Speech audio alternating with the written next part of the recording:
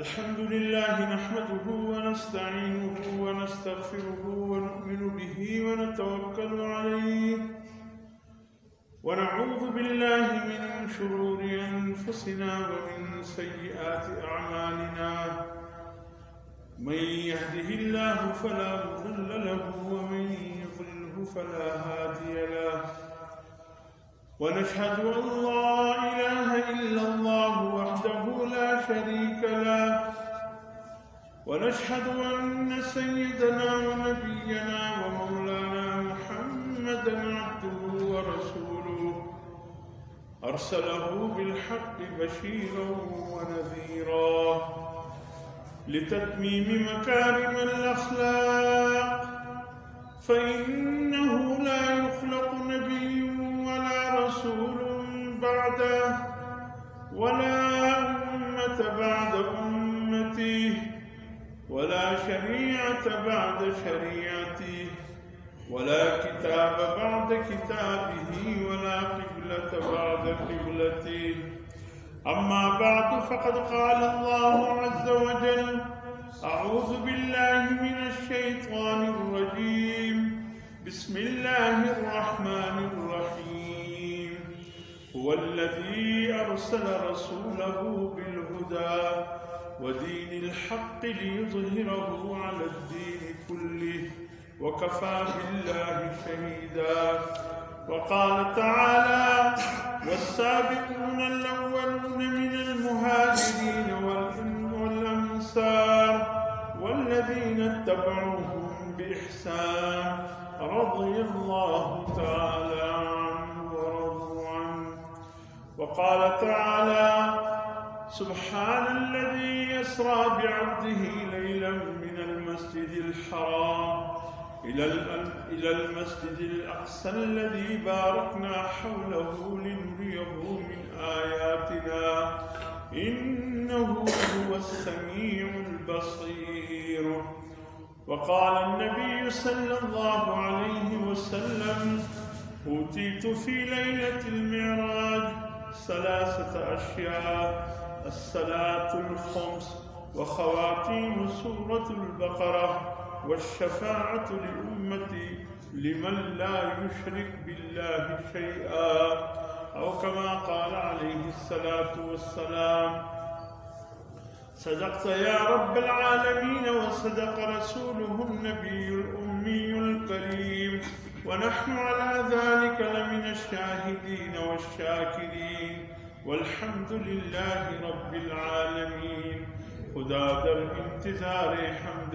مانیس محمد چشم بر راه سنانیس محمد حامد حمد خدا بس خدا حمد و آفرین در مدح مصطفی بس محمد است می خواهم خدا را خدایا است حب مصطفی را یا رب صل وسلم دائما ابدا على حبيبك خير الخلق كلهم هو الحبيب الذي ترجى شفاعته لكل حول من الأحوال مقتحم اللهم صل على سيدنا ونبينا ومولانا محمد وعلى آل سيدنا ونبينا ومولانا محمد وبارك وسلم عليه حضرت چلے معراج کو بلغ العلا بکماله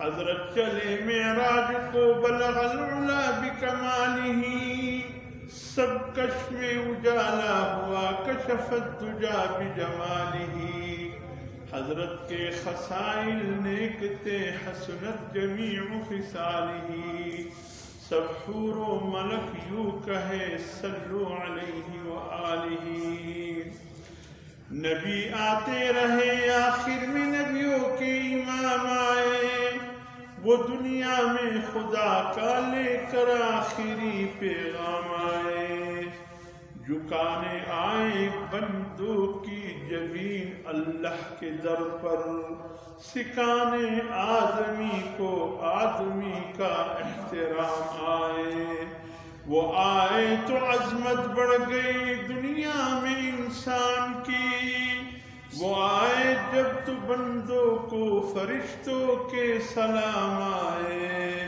وہ ہے بے شک بشر لیکن تشہد میں آسان میں، جہاں دیکھو خدا کے بعد ان کا نام آئے۔ بروز حشر جب نفسا نفسی کا عالم ہوگا، روز محشر جب نفسا نفسی کا عالم ہوگا، وہاں کام آئیں گے جہاں کوئی کام نہ آئے۔ صلی اللہ علیہ وسلم۔ یہ آگے جگہ خالی ہے، اس کو پر کر دیں، آگے یہ بعد میں آنے والے آئیں گے، آپ کے کندھوں کو پلانگتے ہوئے آئیں گے، ان کی جمعہ خراب ہوگا، آپ کو تکلیف اور زحمت ہوگی۔ برمدے والی بھی آپ پہلے آئے ہیں، پہلے صفوں میں جگہ پائے۔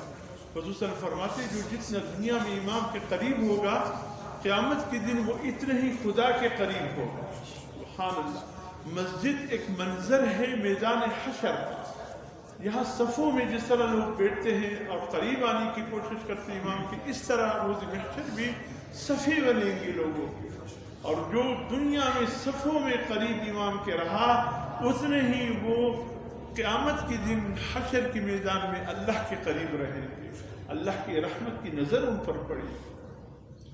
میرے محترم دوستو، واجب الاحترام بزرگوں،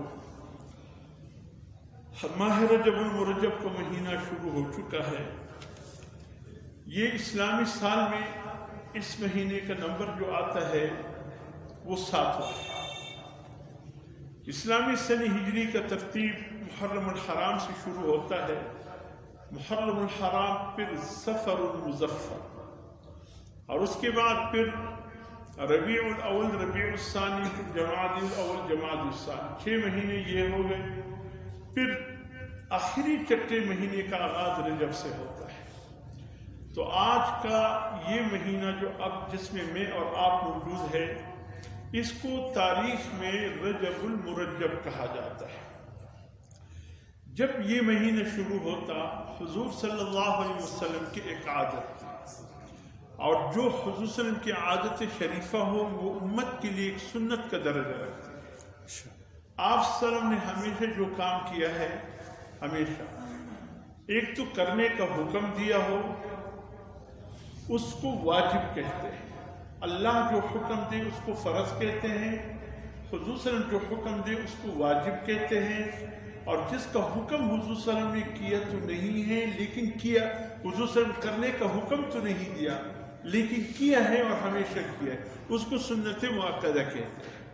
اور جو عمل کبھی کیا ہے اور کبھی نہیں کیا اس کو سنت غیر مؤکدہ یا نفل کہا جاتا ہے۔ تو بہرحال حضور صلی اللہ علیہ وسلم کی محبت میں یہ عمل جو خود حضور صلی اللہ علیہ وسلم نے کیا ہے، امت کے لیے بھی اس میں ایک سبق ہے، درس ہے، کہ حضور صلی اللہ علیہ وسلم نے چونکہ یہ عمل کیا ہے، اور آپ کے وقت میں جو صحابہ موجود تھے انہوں نے بھی آپ کو دیکھ کر یہ عمل کیا ہے، وہ ایک دعا ہے۔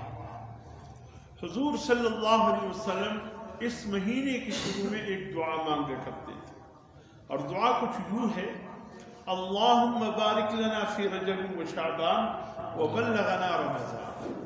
اے اللہ ہمارے لیے برکتیں ڈال دے رجب اور شعبان کے مہینے میں، اور ہمیں عافیت اور خیر کے ساتھ پہنچا دیجیے رمضان المبارک تک، یعنی کہیں بیچ میں کمن نہ ٹوٹ جائے۔ اتنا بابرکت مہینہ آنے کو ہے کہ ہم رجب میں جب داخل ہو چکے ہیں تو یا اللہ رجب اور شعبان کو ہمارے لیے باعث خیر و برکت بنا دیں کہ اس میں ہماری کمن نہ ٹوٹے، اور ہم چلتے چلتے ان 2 مہینوں کی برکتیں رحمتیں پاتے پاتے ہم ماہ شعبان تک پہنچ جائیں، ماہ رمضان المبارک تک پہنچ جائیں۔ تو اکثر ہمیں تو باقی باتوں میں تو خوب وہ دسترس حاصل ہے، وہ اکثر ایک میسج چل جاتا ہے اور لوگ بھی اس کو یعنی یہ سوچے بغیر کہ یہ صحیح ہے کہ غلط ہے چلا لیتے ہیں موبائل میں۔ جو سب سے پہلے اس مہینے کی خوشخبری کسی کو سنائے گا اس کے لیے جنت واجب ہو جائے گی۔ ارے یہ کہاں سے حدیث تمہیں ملی؟ جو سب سے پہلے رجب کی خبر دے اس کے لیے جنت ہے، جو سب سے پہلے رمضان کی پہنے میں اس کو جنت والی نہیں. خدا کے لیے یہ کوئی حدیث نہیں. حضور صلی اللہ علیہ وسلم فرماتے ہیں جو مجھ سے ایسی بات منسوب کرے جو میں نے نہیں کہی. حضور نے فرمایا جو مجھ سے کوئی ایسی بات منسوب کرے جو میں نے نہیں کہی وہ شخص اپنا ٹھکانہ جہنم میں ڈوبے. امام مسلم رحمۃ اللہ علیہ نے صحیح مسلم میں یہ حدیث مقدمہ مسلم میں 45 اصحاب سے روایت کی. یعنی ایک حدیث ہے اس کی روایت کرنے والے 45 صحابہ ہیں. تو آپ خود اندازہ کیجئے کہ یہ کتنے عظیم حدیث ہے اور کتنے مؤید حدیث ہے اور کس قدر یہ یعنی مضبوط حدیث ہے کہ اس میں کوئی شک نہیں کہ حضور نے فرمایا جو مجھ پر ایسی بات کا بہتان باندھے جو میں نے نہیں کی اور میری طرف اس کی نسبت کرے کہ حضور صلی اللہ علیہ وسلم نے فرمایا وہ اپنے لیے جہنم میں ٹھکانے دیں. اصحاب رسول میں سب سے زیادہ حضور صلی اللہ علیہ وسلم کے ساتھ رفاقت کا حق کس نے ادا کیا؟ نہیں بھائی بلند آواز سے کہیں کس نے ادا کیا؟ کہیں ابو بکر صدیق رضی اللہ تعالیٰ. حضور صلی اللہ علیہ وسلم کے رفیق خاص تھے. حضور صلی اللہ علیہ وسلم کے عمر اور صدیق اکبر کی عمر ایک جیسی تھی. 63 سال حضور صلی اللہ علیہ وسلم لے کر آئے, 63 سال صدیق اکبر کی عمر. حضور صلی اللہ علیہ وسلم سے صدیق اکبر 2 سال چند ماہ بعد پیدائش ہے. 2 سال 7 مہینے کم ہو گئے.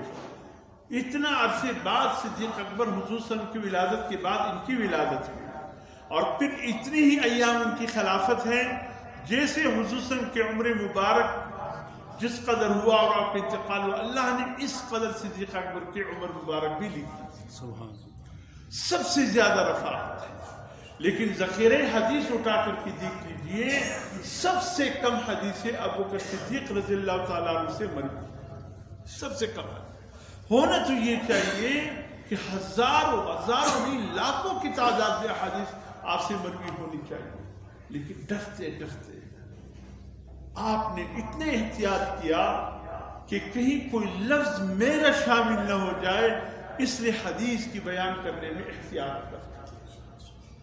صحابہ اکرام جب حدیث بیان کرتے اس انداز سے بیان کرتے کہ جس وقت حضور صلی اللہ علیہ وسلم یہ فرما رہے ہوتے اس وقت حضور صلی اللہ علیہ وسلم کی حیت یوں تھی, جلال میں ہوتے یا جمال کی کیفیت ہوتی, آپ غصے میں ہوتے کہ مسکراہٹ کی حالت میں ہوتے, آپ بیٹھے ہیں کہ کڑے ہیں, آپ کی چادر مبارک کندھوں پہ ہیں یا دونوں کندھوں پہ ہیں یا ایک کندھے پہ ہیں, یا آپ بیٹھے ہیں تو آپ کی چادر مبارک آپ کی دونوں گھٹنوں پر ہے. یہ حیت بھی بیان کر دیتے. اتنے احتیاط ہوتا تھا صحابہ کرام کا حدیث بیان کرنے. اور حضرت صدیق اکبر رضی اللہ تعالیٰ عنہ کی اس قدر رفاقت کے باوجود سب سے کم حدیث آپ سے مروی ہے. ہم تو جہاں جو بات سنی حدیث کے طور پر موبائل میں پھیلا دی, میڈیا میں پھیلا دی, ہم سمجھتے ہیں کہ اس میں کوئی ثواب ملے گی. میرے محترم دوستو, سوچ سمجھ کر کوئی ایسی بات آپ تک پہنچے خدا کے لیے علماء سے اس کی تحقیق کر کے اس کو آگے پھیلائیں. اپنی طرف سے اس کو مت پھیلائیے ورنہ پھر ٹھکانہ آپ سمجھیں گے کہ اس پر مجھے ثواب مل رہا ہے. نہیں, قطعاً نہیں. ثواب تو دور کی بات ہے, کہیں ٹھکانہ جہنم میں نہ بن جائے. اتنا سخت وعید آیا ہے کہ سنی سنائی بات کو دوسروں کی طرف نسبت نہ کرو.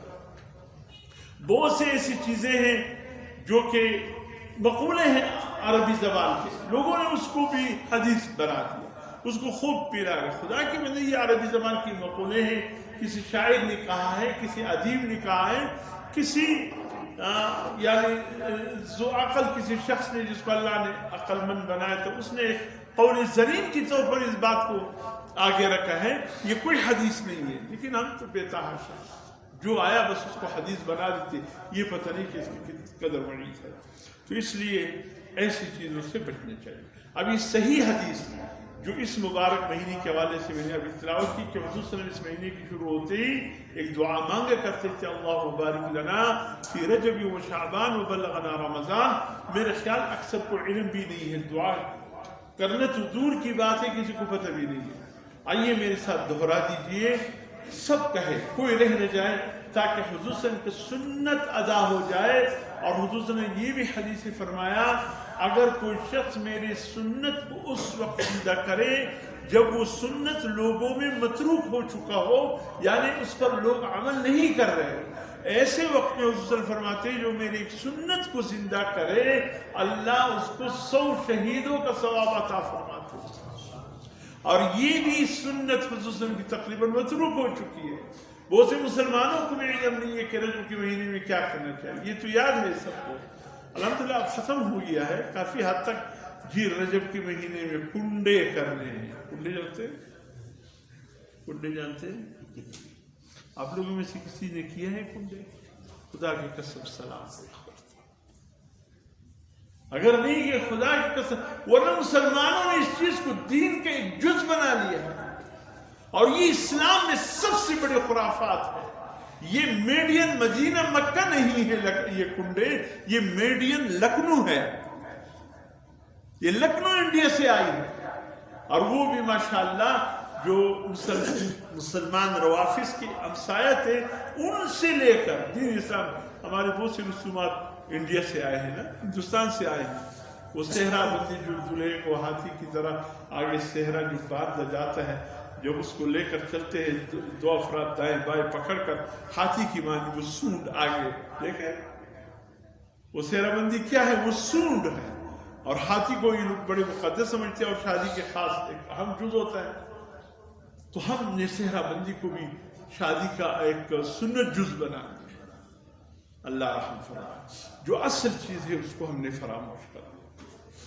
تو آئیے سب میرے ساتھ یہ دعا حضور صلی اللہ علیہ وسلم کی میرے ساتھ دہرائیے، اور ایسے دور میں جب یہ سنت عمل بھی متروک ہو چکا ہے، یقیناً صحیح حدیث ثبوت کے ساتھ عرض کر رہا ہوں انشاءاللہ، اس لیے کہ اس منبر کی مجھ پر بڑی ذمہ داری ہے، یہ ایک امانت ہے میرے پاس۔ میں اس منبر رسول پر بیٹھ کر وہ بات کروں گا جو اللہ اس کے رسول کی بات ہوگی، جو میری اپنی نفس کی بات نہیں ہوگی، اصحاب رسول تابعین کی بات ہوگی، جو انہوں نے ان کی طرف سے منتقل ہو کر ہم تک پہنچے، ان کی بات ہوگی۔ اگر میں کوئی غلط بات اس منبر پر بیٹھ کر کہوں گا، نہ صرف امانت میں خیانت ہوگی بلکہ ایک غلط بات آپ تک پہنچانے کی وجہ سے میں اللہ کے نزدیک شدید گناہگار کہلاؤں۔ میں ایسی ویسی بات زبان سے نہیں کہوں گا جو اس منبر کی منافی ہو، جو اس منبر کا تقاضا ہے، تو اس سے وہی بات کروں گی جو سے حدیث میں۔ تو یہ حدیث جو اس وقت متروک ہو چکی ہے، یہ دعا، یہ حضور کی سنت عمل، آئیے اس کو دہرا کر 100 شہیدوں کا ثواب حاصل کر لیتے ہیں۔ اللہم بارک لنا، سب کہے آخر تک، اللہم بارک لنا فی رجب و شعبان و بلغنا رمضان۔ اے اللہ ہم سب کو خیر و عافیت کے ساتھ نہیں، اے اللہ ہم سب کے لیے رجب اور شعبان کے مہینے میں برکتیں ڈال دے، رحمتیں ڈال دے، اور خیریت و عافیت کے ساتھ رمضان المبارک تک پہنچا۔ ماشاءاللہ حسن کی سنت عمل پورا ہو، یہ ہے کرنے کی چیز، یہ ہے عمل کرنے کی چیز۔ ایک تو یہ دعا حضور صلی اللہ علیہ وسلم کی، اور باقی میرے محترم دوستو، اس ماہ رجب میں جو غزوہ تبوک ہوا، غزوہ تبوک جو کہ عیسائیوں کے دروازے پر دستک دی گئی، جس وقت حجاز کی سرزمین ملت کفریہ اور مشرکین سے پاک ہو گیا، یہودیوں کو بھی نکال دیا گیا، حجاز کی سرزمین پاک اور صاف ہو گئی، پورے حجاز مسلمان اب بے غم ہو گئے۔ مدینے میں مسلمان انصار اپنے اپنی باغوں کی طرف، جسو کھجور کے باغات تھے، اکثر دراز سے اس پر محنت نہیں ہوئی تھی، اس لیے کہ آئی دن مشرکین مکہ کے ساتھ لڑائیاں تھی، وہاں مصروف رہے۔ اب کچھ آرام سکون ملا فتح مکہ کے بعد، جو 8 ہجری میں ہوا، تو یہ 9 ہجری کو جو اگلا سال تھا 9 ہجری کا، اس میں مسلمانوں کو کچھ سکون ملا، باغات کی طرف متوجہ ہوئے، کچھ زمینوں کی طرف، کچھ گھر بار کی طرف۔ اچانک عیسائیت نے للکارا، کہ مسلمانوں تم لوگوں نے تو حجاز کی سرزمین سے یہ سمجھ کر کے جو تمہارے دشمن تھے تم نے اس کا خاتمہ کر دیا، تم نے ہماری طاقت نہیں دیکھی۔ اب تک تم جو لڑتے رہے تھے غیر تربیت یافتہ غیر ہنرمند افراد سے تم لڑتے رہے۔ اب جب عیسائیت سے تمہارا مقابلہ ہم سے ہوگا تمہیں پتہ چلے گا کہ تربیت یافتہ فوج کیا ہوتی ہے، ہنرمند لوگ کیسے ہوتے ہیں، اسلحے کا استعمال کیسے کیا جاتا ہے۔ تم نے تو بندے دیکھے نہیں ہیں۔ اب آ رہے ہیں مدینے کی طرف، مدینے کی کایا کو ہم پلٹ دیں گے، ہم مدینے کی اینٹ سے اینٹ بجا دیں گے، اور ہاں جتنے ہو سب کو ہم ختم کر کے اس حجاز کی سرزمین پہ ہم عیسائیت کا نظام قائم کریں گے۔ حضور کو اطلاع ہوئی، آپ نے فرمایا ان کو کہو یہاں آنے کی ضرورت نہیں، ہم تمہیں تکلیف نہیں دیں گے۔ 1000 کلومیٹر کے فاصلے پر مدینہ المنورہ سے تبوک ہے۔ فرمایا ہم آ رہے ہیں۔ گرمیوں کا سیزن تھا، رجب کا مہینہ تھا۔ اس رجب کے مہینے میں شدید سردی میں، شدید گرمی میں، جولائی کا مہینہ شدید گرمی میں، اور حضور صلی اللہ علیہ وسلم ایسے حالت میں اس کو غزوہ اسرا بھی کہا جاتا ہے، یعنی تنگی کا لڑائی، تنگی تھی بہت، اور صحابہ کرام نے کھجورے ساتھ لیے، کھجورے ختم ہو گئے، گٹلیوں کو چوستے رہے۔ اللہ اکبر، یہ اللہ کا دین کیسے ہم تک پہنچا؟ ذرا تاریخ کا آپ مطالعہ کیجئے، آپ کو پتہ چلے گا حضور صلی اللہ علیہ وسلم کی کیا قربانیاں ہیں، صحابہ کرام کی کیا قربانیاں ہیں، کیسے کیسے قربانی دے کر یہ حضرات یہ اللہ کا دین ہم تک پہنچایا۔ آج 1450 سال کے بعد اللہ کا یہ دین بعینہ منعاً اسی حالت میں موجود ہے جس حالت میں حضور صلی اللہ علیہ وسلم اللہ سے لے کر آئے تھے۔ یہ ان قربانیوں کا نتیجہ ہے۔ حضور صلی اللہ علیہ وسلم کی قربانی اتنی شدید گرمی میں آپ کے رواں کے سبحان اللہ، اتنے شدید گرمی ہو جاتی کہ صحابہ کرام راستے میں آپ صلی اللہ علیہ وسلم پر ایک چادر تان لیتے تھے کہ گرمی کی تپش، دھوپ کی تپش سے آپ بچ سکیں۔ ایسے حالت میں پہنچے میرے مختلف اور پھر لمبا واقعہ ہے، صرف یہ دہرانا ہے آپ کے بھولے ہوئے اسباب۔ اب تو ہمارے معاف کیجئے وہ جو تعلیمی ادارے تھے وہ بھی ایک تتلی کا تماشا بن چکے ہیں، وہاں سے تو وہ اہم چیزیں بھی ہماری کتابوں سے آئی دن نکالے جا رہے ہیں۔ کبھی اسکول کی اسلامیات کی کتابوں میں صلاح الدین ایوبی کے واقعات ہوا کرتے تھے، سلطان ٹیپو کے واقعات ہوتے تھے، اور خالد ولید کے واقعات ہوتے تھے، طارق بن زیاد کے واقعات ہوتے تھے، موسیٰ بن نذیر کے واقعات ہوتے تھے۔ مسلمان بچے کے دل میں ایک جذبہ ابھرتا تھا، دین سے محبت کا جذبہ ابھرتا تھا۔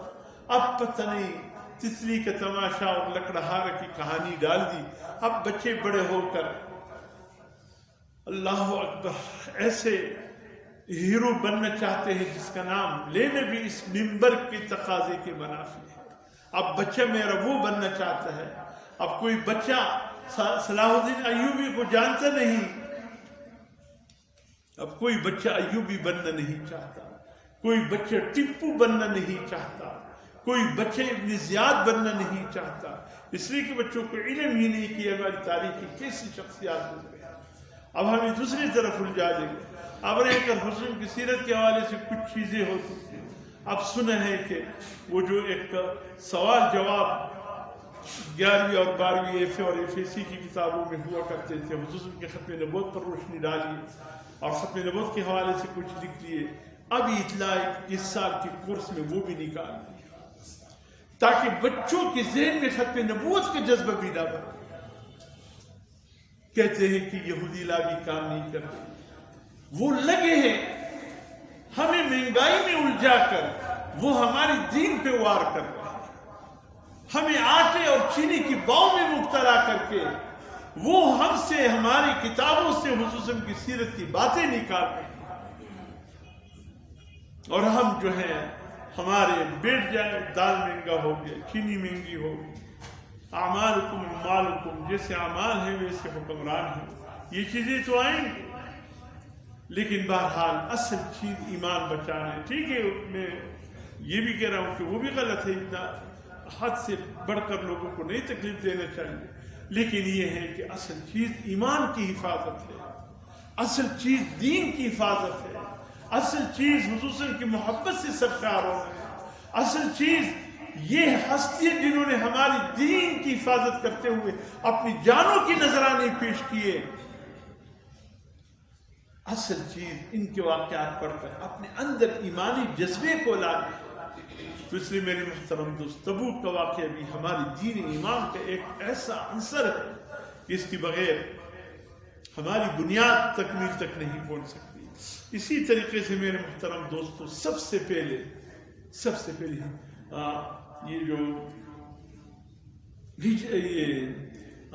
انصار مدینہ کی طرف سے خصوصاً کے ہاتھ پر جو بیعت ہوئی، جو بیعت اولا کہلاتا ہے، ایک تو بیعت ثانیہ ہے، یہ حج کے زمانے میں ذی الحج کے مہینے میں یہ بیعت ثانیہ ہوا تھا مینا کی زمین پر، اور یہ بیعت اولا جو ہے مدینے سے 12 افراد جو آئے تھے، سب سے پہلے جو بیعت ہوئی تھی مکے میں حسن کے ہاتھ پر، مدینے میں اسلام کی چنگاری جو پہنچی، اسلام کی آواز جو پہنچی، قرآن کی آواز جو پہنچی، یہ اس بیعت کے بعد پہنچی۔ جب حضور صلی اللہ علیہ وسلم نے تیسرے سال اس بیعت کی پھر ہجرت جو فرمائی تو اللہ کے قرآن کی زمزمے مدینے میں گونج رہے تھے۔ طلع البدر علینا من سنی وادی سنیت الوداع میں پھر مسلمان حضور صلی اللہ علیہ وسلم کے استقبال کے لیے جمع تھے۔ یہ بنیاد اس بیت اولا کی ہے جو صرف 12 افراد پر مشتمل، یہی رجب کا مہینہ تھا کہ مدینے کی مختصر سی جماعت نے آ کر حضور صلی اللہ علیہ وسلم کے ہاتھ پر بیعت کی، پھر اسلام کی ہوا مدینے پہنچ گئی۔ کسی وقت پھر تفصیلات ہوں گی، اب صرف وہ موٹے موٹے سرخیاں بیان کر رہا ہوں۔ اسی طریقے سے میرے محترم دوستو، یہی رجب کا مہینہ تھا کہ بیت المقدس کی زمین سب سے پہلے تاریخ اسلام میں عیسائیوں نے بغیر کسی لڑائی کے، بغیر کسی مزاحمت کے، حضرت ابو عبیدہ ابن الجراح رضی اللہ تعالیٰ عنہ جو عشرہ مبشرہ میں سے ہیں، وہ مسلمانوں کے کمانڈر تھے، ان سے یہودی و عیسائیوں نے آ کر کہا کہ ہم لڑائی لڑنا نہیں چاہتے، ٹھیک ہے آپ بیت المقدس کے لیے آئے ہیں، ہم بیت المقدس کی کنجیاں آپ کے ہاتھ میں دینا چاہتے ہیں، لیکن ہماری خواہش ہے کہ تمہارے امیر حضرت عمر بن خطاب رضی اللہ تعالیٰ عنہ خود آئے اور ہم اپنے ہاتھ سے یہ کنجی ان کے حوالے کریں۔ سبحان اللہ، یہی رجب کا مہینہ تھا کہ حضرت عمر فاروق نے سفر کیا اور آپ شام پہنچے، اور بغیر کسی لڑائی کے عیسائیوں نے بیت المقدس کی چابیاں حضرت عمر فاروق رضی اللہ تعالیٰ عنہ کے حوالے کر۔ یہ آپ کی جذبہ ایمان تھا۔ ملت کفریہ لرزہ بر اندام تھے، مسلمانوں سے کہتے تھے ہم لڑنا نہیں چاہتے، ہم میں مزید تاب نہیں ہے، قوت نہیں ہے، ہم نے تمہاری تلواروں کی جنکاریں میدان جنگ میں دیکھ لیے اور سن لیے، ہم نے تمہاری طاقت کی ولولے بھی دیکھ لیے، ہم نے تمہارے لڑنے کا انداز بھی دیکھ لیا، تم اپنے مشن کے ساتھ جتنے مخلص ہو، ہم نے تمہارا اخلاص بھی دیکھ لیا، ہم جان گئے تم 1000 ہو تو ہم 1,00,000، تب بھی تم جیتو گے ہم ہارے۔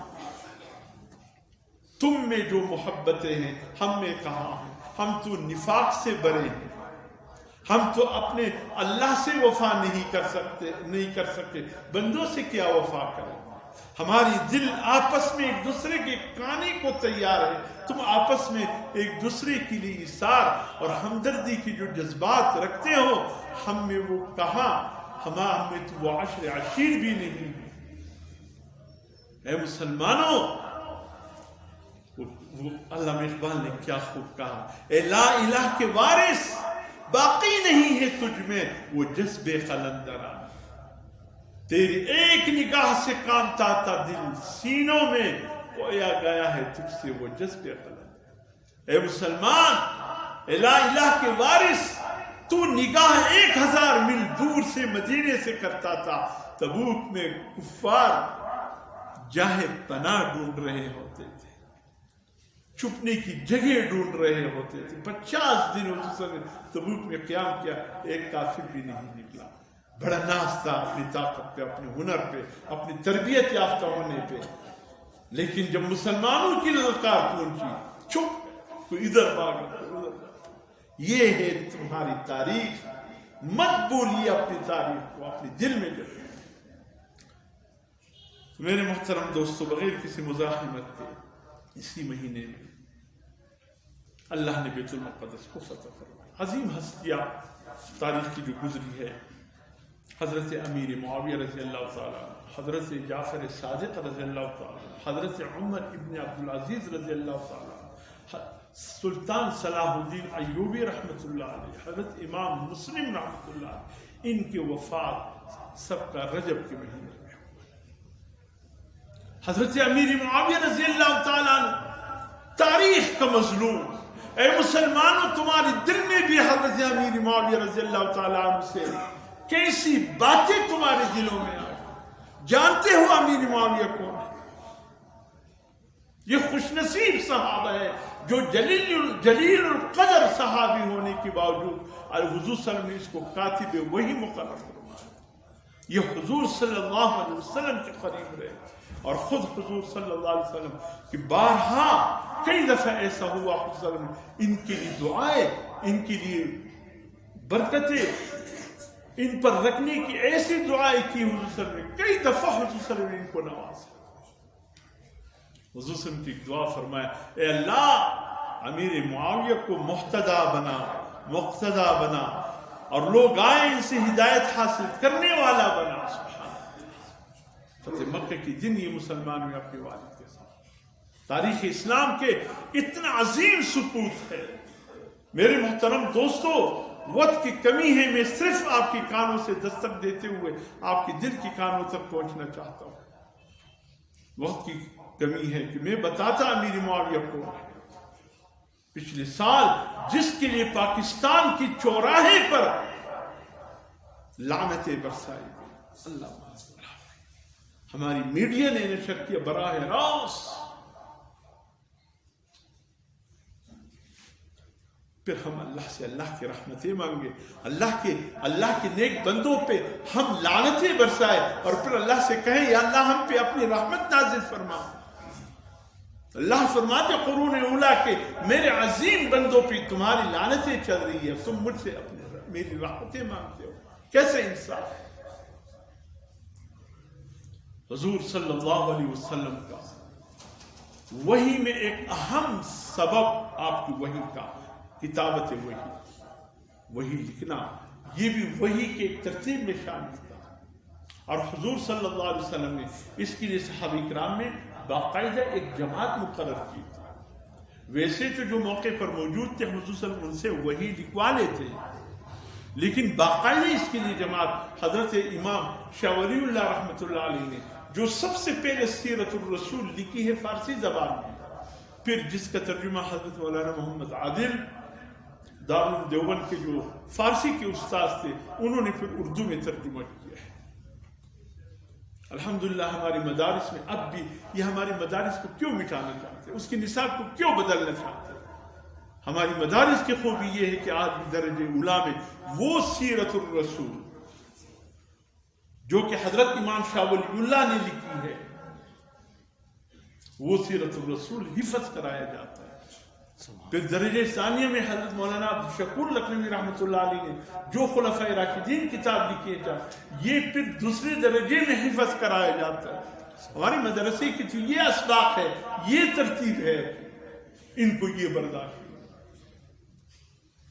اسی لیے تو وہاں سے نکلنے والا مجاہد ہوتا ہے، مدرسے سے فارغ التحصیل ہونے والا مجاہد ہوتا ہے، وہ قبر پر بیٹھنے والا ملنگ نہیں ہوتا، وہ ہر میدان کا شاہ سوار بن جاتا ہے، ہر میدان کا، تفصیل میں جانے کے وقت۔ تو اس وقت میں نے، اگر میں یہ کہوں یہ 74-75 کی بات ہے یا 73-74 کی بات ہے، میں نے یہ کتاب اس وقت حفظ کی تھی جب میرے مونج میں نہیں آئے تھے، میں اولا میں پڑھتا تھا بنولی ٹاؤن میں، تو الحمدللہ آج بھی وہ کتاب مجھے حفظ ہے، کسی نہ کسی کوئی نہ کوئی بات آ جاتی، ایک ایک بات اللہ نے اس سیرت رسول کی میرے ذہن میں محفوظ کی۔ اس میں حضرت امام شاہ ولی اللہ رحمۃ اللہ علیہ نے کتابت وہی پر لکھی ہے، میں اس وقت کی پڑھی ہوئی سبق کو دوہرا رہا ہوں، اس وقت کہ حضور صلی اللہ علیہ وسلم نے اس کے لیے جو باقاعدہ جماعت وحی کی لکھنے کے لیے مقرر کی تھی، جو حضور صلی اللہ علیہ وسلم نے وحی کے لیے مقرر کی تھی، بس بات ختم کر، حضور صلی اللہ علیہ وسلم نے جو وحی کے لیے مقرر کی تھی یہ 14 صحابہ کرام تھے، حضرت ابوبکر صدیق، حضرت عمر فاروق، حضرت عثمان غنی، حضرت علی المرتضی، حضرت زید بن ثابت پانچواں، چھٹا نمبر حضرت امیر معاویہ رضی اللہ تعالیٰ۔ یہ ترتیب تھی کتابت وحی والوں۔ پھر باقی اس کے بعد 8 صحابہ دیگر ہیں، یہ 14 صحابہ کرام کے ایک باقاعدہ جماعت جو باقاعدہ حضور صلی اللہ علیہ وسلم کے ساتھ ان میں کوئی نہ کوئی موجود ہوتا تھا۔ اور میں کچھ بات آگے کرتا ہوں، حضور صلی اللہ علیہ وسلم وحی کی کتابت ان صحابی سے لکھواتے جو عادل ہوتا، امانت دار ہوتا، جو امین ہوتا، عادل ہوتا، اس لیے کہ وحی لکھنا کوئی معمولی بات نہیں ہے، یہ ذمہ داری کی بات ہے۔ جب یہ آیت نازل ہوئی، ثم خلقنا النطفة علقة فخلقنا العلقة مضغة فخلقنا المضغة عظاما فكسونا العظام لحما ثم انشأناه خلقا آخر۔ اللہ نے انسانی تخلیق کی ترتیب وار حالات کا ذکر فرمایا۔ جب یہ آیت نازل ہوئی، یہ 18ویں پاری کی پہلی رکوع کی آیت ہے، یہ جب نازل ہوئی تو حضرت عمر فاروق رضی اللہ تعالیٰ عنہ کے قریب تھے، حضور نے فرمایا عمر لکھتے جاؤ، یہ آیت وہی نازل ہو رہی ہے کہ سب سے پہلے بچہ ابتدا میں نطفہ آب، اس کے بعد پھر پانی خون، پھر خون کا لوتڑا، پھر گوشت کا لوتڑا، پھر اس میں ہڈیاں چڑھنا، پھر اس کے بعد اعضاء بننا، 4 مہینے 10 دن بعد پھر اس میں روح داخل کر دیا جاتا ہے، پھر روح داخل کر دیا جاتا ہے۔ اللہ نے اس ترتیب سے کتنا خوبصورت انسان بنایا۔ جب ثم انشأناه خلقا آخر تک وہی پہنچی، حضرت عمر فاروق نے لکھا تو بے ساختہ عمر کی زبان سے نکلا، فتبارک اللہ احسن الخالقین، واہ کیسی بابرکت ذات ہے جس نے کس انداز سے خوبصورت انسان کی تخلیق کی۔ یہ حضرت عمر فاروق نے زبان سے یوں ہی نکل گیا، فتبارک اللہ احسن الخالق۔ حضور نے فرمایا عمر یہ الفاظ میں نے کہے، فتبارک اللہ احسن الخالق، یہ میں نے کہے؟ حضرت عمر فاروق نے فرمایا یا رسول اللہ نہیں، یہ میری زبان سے بے ساختہ نکل گئی۔ فرمایا وہی کا اگلے حصے یہی ہے۔ اے عمر کے متعلق برا بلا کہنے والے، تم عمر کی شان کیا سمجھتے ہو؟ عمر کی زبان پہ تو اللہ کی وہی پہلی شروع ہو جاتی تھی۔ اللہ ابھی تک حضور نے کہا بھی نہیں عمر کی زبان سے جاتی۔ فرمایا عمر اللہ نے کیسی زبان بنائی، اللہ نے تو اپنی وہی تیری زبان پہ لکھی ہے، ابھی میں نے بات ہی نہیں کی اور تیری زبان سے اللہ نے نکال دیا۔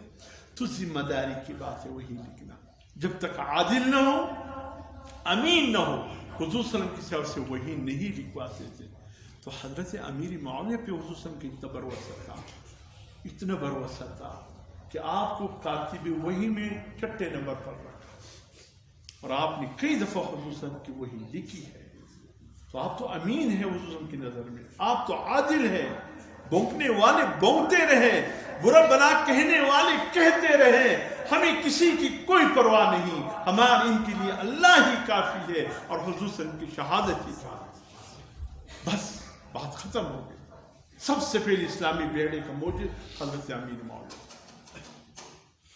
حضرت عثمان غنی کی دور میں آپ نے اجازت چاہیے، فتوحات کی کثرت، میں اس میں تفصیل میں وقت کی بھی کمی ہے، سب سے یہ صرف آپ کے ذہنوں تک پہنچا رہا ہوں۔ حضرت عثمان غنی رضی اللہ تعالیٰ نے درخواست کی کہ یا امیر، خشکی میں جہاں تک ہم پہنچے دشت تو دشت دریا بھی نہ چھوڑے، ہم نے بحر ظلمات میں دوڑا دیے گھوڑے، ہم نے علامہ اقبال نے تو انہی کو خراج تحسین پیش کیا نا، امیر المومنین بحر ظلمات تک تو ہم پہنچ گئے، موسیٰ بن نذیر سمندر میں آ کر گھوڑے کے پاؤں ڈال کر گھوڑے کے پاؤں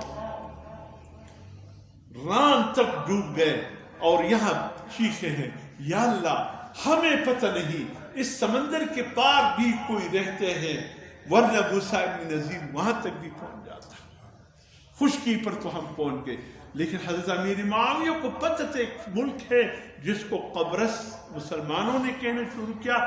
تاریخ میں اس کا نام جو آیا ہے سائپرس اس کا نام آیا ہے. یورپ میں تھا.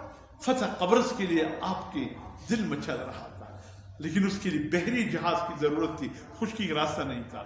حضرت عثمان غنی نے اجازت دی، تیاری شروع کی. سب سے پہلا بحری بیڑا امیر معاویہ نے بنایا. سب سے پہلے امیر البحر نہیں سمجھے آپ، سب سے پہلے ایڈمرل، اب تو سمجھ گئے، حضرت امیر معاویہ رضی اللہ تعالیٰ عنہ. سمندر کی فوج کے کمانڈر ان چیف حضرت امیر معاویہ رضی اللہ تعالیٰ. 500 جہازوں پر مشتمل بحری بیڑا بنایا. پہنچے، سب سے پہلے قبرص کو فتح حاصل کیا، پھر یورپ میں داخل ہو گیا اور کہاں سے کہاں تک پہنچا دیا. اللہ نے آپ سے سمندری جتنے بھی بحری بیڑے ہیں لڑائیاں ہیں، آپ سے اللہ نے جو کام دیا واقعی آپ اس کے اہل تھے. میرے محترم دوستو، 22 رجب جو کل کا دن گزرا ہے یہ آپ کے یوم وفات ہے. 20 سال آپ کی حکمرانی تاریخ اسلام کا ایک جمر ہے، آپ کا کردار ہے. آپ نے جس انداز سے حکمرانی کی، یقیناً اللہ نے آپ کو چن لیا تھا. جلیل القدر صحابہ کرام آپ کی معیت میں چل گئے، خوب خدمت کی.